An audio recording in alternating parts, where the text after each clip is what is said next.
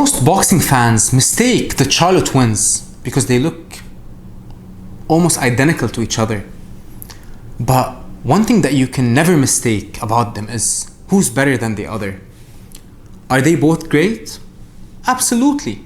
But Jermall Charlo, the 160 pounder, and you got Jermell, the little brother, Jermell Charlo, the 154 pound unified champion.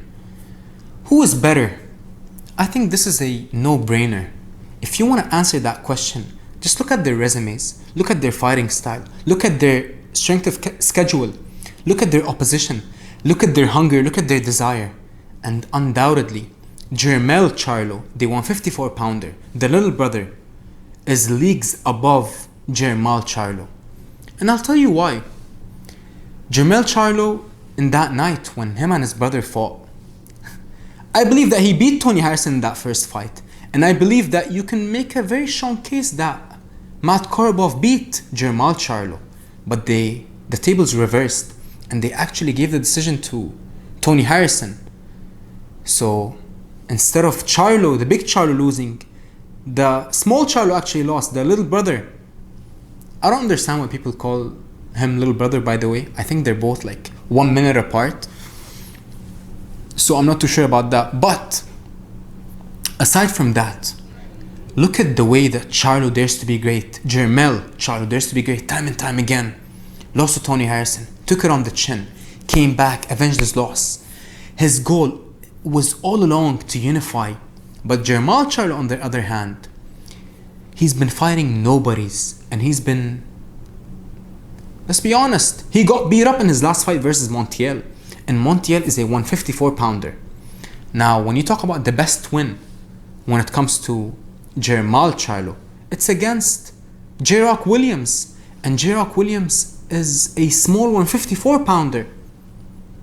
And he was dominating Charlo before Charlo knocked him out. And I'm not taking anything away from Charlo, the Jermall Charlo, but he's been fighting absolute nobodies for the past 5 years. For what? Just to get a payday and fight Canelo Alvarez. And look at Canelo, what he did right now. He was like, okay, I'm not going to give you the fight. You know, he went with the much tougher route, with the Bivol route. It's 10 times tougher to fight Bivol than to fight Jermall Charlo. And Jermall Charlo is comfortable right now. You can tell he barely posts anything about training and stuff. But his brother, on the other hand, Jermell Charlo, he's all about greatness. He's never afraid to lose. He's never afraid to be criticized. When was the last time that he fought someone out of the top 5, out of the top 3? In the past 5 years, he's been fighting champions and former champions. I think this is a no-brainer when you ask who's better. And Jermell Charlo, you can only know the true character of a fighter when they face adversity. Jermell Charlo's been facing adversity since the moment that he was born. His brother, Jermall Charlo, got signed before him, I believe. He got the attention before him. He got the followers before him. He got the publicity before him.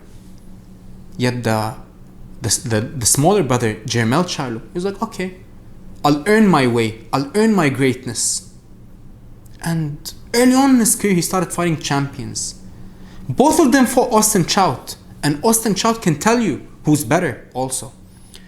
Jermell Charlo dropped Trout twice. Jermall Charlo was never able to stagger him.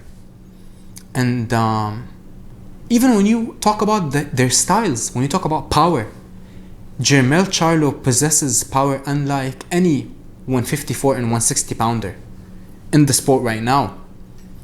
But Jermall Charlo isn't really a finisher. He doesn't have that killer instinct. But when Jermell Charlo hurts you, you best believe that he's getting the job done. Now, yes, I believe he lost clearly versus Brian Castano. But look at him now. Immediately accepted the rematch.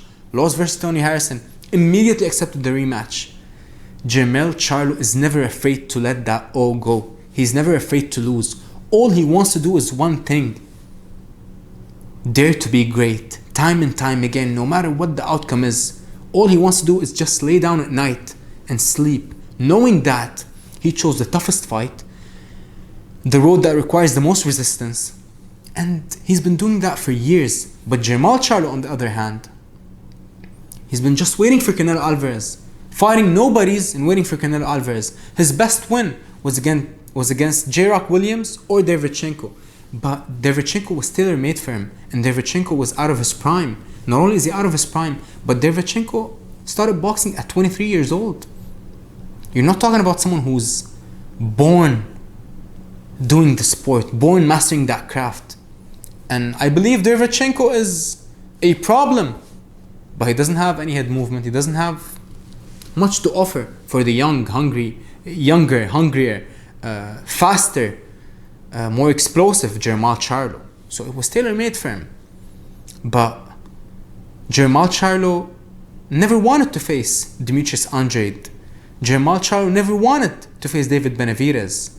Jermall Charlo never wanted to face all those top dogs at 160 and at 154 at the time, which is why he never unified at 154. So, all respect for both brothers, but never get it mistaken when it comes to who's the better out of both of them. Jermall Charlo, not only is he better than Jermall Charlo, but Jermall Charlo is a pound for pound elite when it comes to the sport of boxing.